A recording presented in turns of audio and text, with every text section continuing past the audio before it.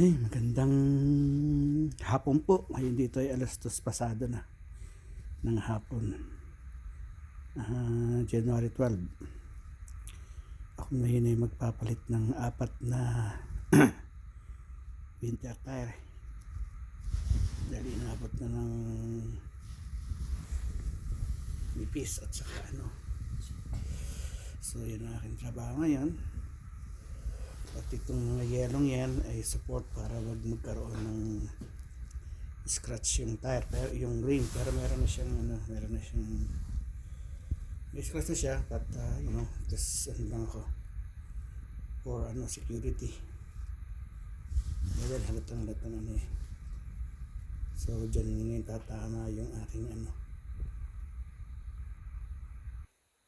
yung bar, yung lifter bar, para i-lift up yung edge ng tire ng bid. So yun ang aking gagawin ngayon.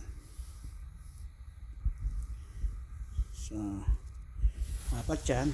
Actually naka dalawa na akong palit. Napalitan ko na. Yan, nag-check lang ako ng leak sa edge kung merong air leak. So yan, naka-right na ako, right rear at saka left rear, left front. So dalawa na papalitan ko yan. Yung bigay namin isang araw, I think isang linggo na. So yan ang aking trabaho ngayon. So yan, para dito sa sasakyan na to, sabihin ni Mark. Okay, bye-bye.